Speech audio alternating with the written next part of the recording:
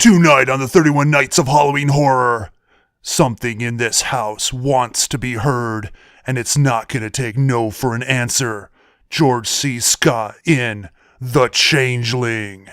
It truly is a masterpiece of horror.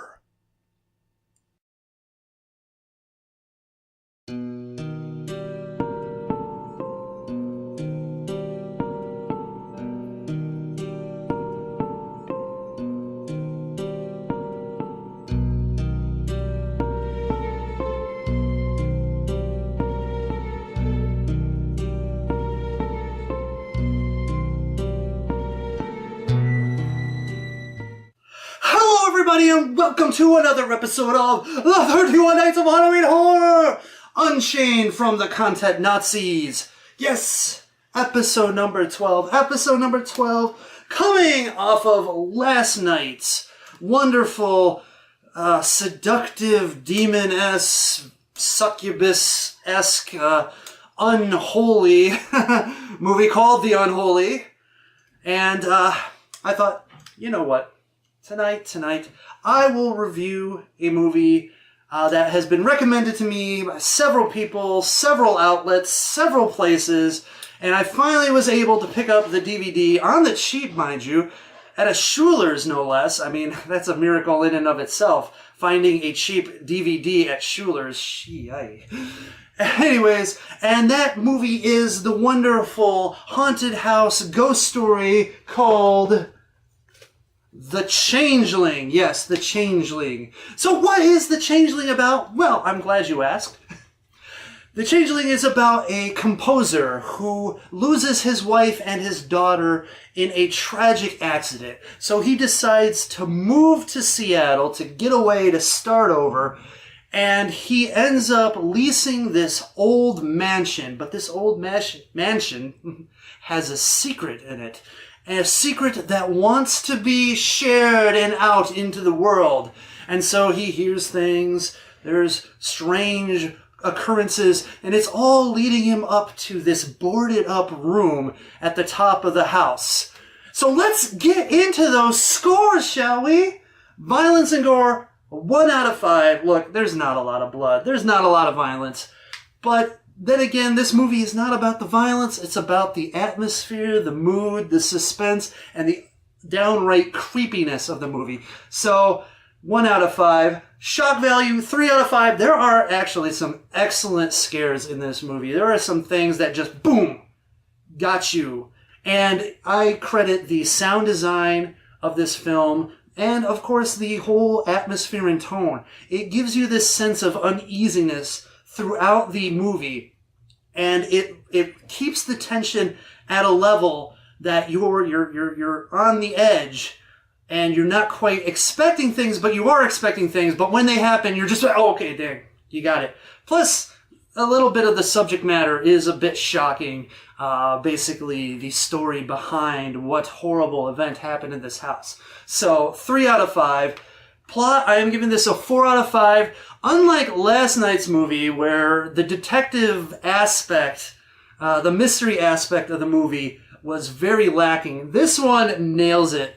You are engrossed in this, trying to figure out what's going on with the house, who's behind it, what's the spirit, what's the deal, and it has a much more grand implication than just, a simple thing happening in the house.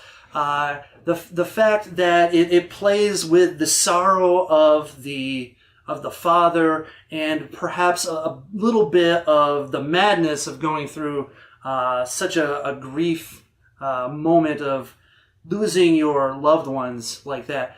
And in that way, the ghost kind of relates to him, and he relates to the ghost. Anyways, it is a great dynamic that they put into this movie. You're not quite sure how benevolent or malevolent the spirit is. You're always kind of on edge of like, well, it wants to talk to him, but is it dangerous? And it skirts that edge really nice. Because of that, it creates this wonderful atmosphere and mood, and this sort of dread that whenever anyone's like in the house and things are doing weird things, you're just really like, okay, oh, what's going to happen here? Is this going to be good? Is this going to be bad? What's going on?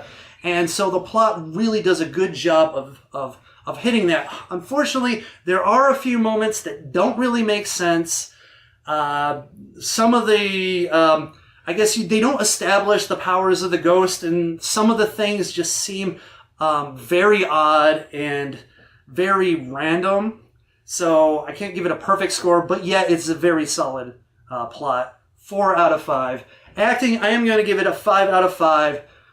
George C. Scott in this movie is brilliant. He does an awesome job as the composer, a troubled man, dealing with his loss. He has this lost look about him throughout this movie, and that's kind of like what you would expect someone who's basically his life kind of fell apart, and he's just trying to find his place again and his meaning, and that lost look, that angst feeling when he's being bothered by this spirit, this thing that's in the house, the tiredness, the weariness, and then turning that into, a righteous anger toward the end when he's finding out what's kind of going on with the house. And it is really well done. The supporting characters do a pretty good job. And so, I'm giving it high score, 5 out of 5. Nudity, there is no nudity in this movie. Look, sometimes you can't have it all. But then again, it doesn't really fit in the movie. So, whatever. 0 out of 5. Enjoyment factor, I'm giving it a 4.5 out of 5. Look, it is an older movie. It's a very slow burn of a movie, and that can throw some people off the boat because they kind of want action and they kind of want it to go and they want it to have a fast pace. However, that being said, everything in this movie holds up to today. The storyline, they could put it into today's timeline and wouldn't have to change much of anything. Maybe change the house phone to a cell phone or something like that. But in the end, it has a very timeless feel. And if you can get over a slow burn, it is a very, very suspenseful and entertaining film. 4.5 out of 5. My overall impression is a 4 out of 5. Very moody, very atmospheric. It's a dark and dour type of film. There isn't a lot of fun in there. For those who want maybe a little comedic break in there, it's very serious in tone. However, it's a very solid and, quite frankly, probably going to hit the top 10 of my haunted house movies now. It is that solid of a movie. Definitely a classic. I recommend you go watch this movie. I don't think you'll be disappointed. And, of course, that averages out to 3.1 out of 5. Very good, very solid. The Changeling.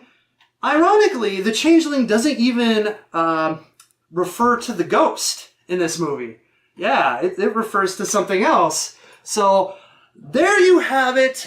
The Changeling. What did you think? Leave a comment in the comment section. Have you seen The Changeling? Do you agree with me? Do you think it's awesome and a classic? Or do you disagree with me and you say it's boring tripe and should be thrown out of any kind of movie collection? And if you actually have that opinion, you can suck it because you're wrong. Anyways, so there you have it. Episode number 12 is in the books. And I will see you next time on the 31 Nights of Halloween Horror. And until then, you stay scary, internet.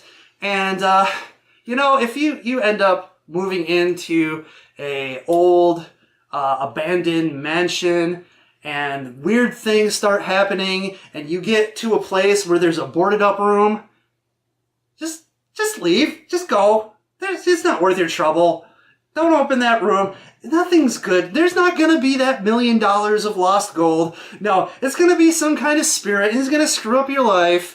And you're going to have like a horrible, horrible time of it. And it's just not going to work. So, there you go. The more you know. Da-da-da.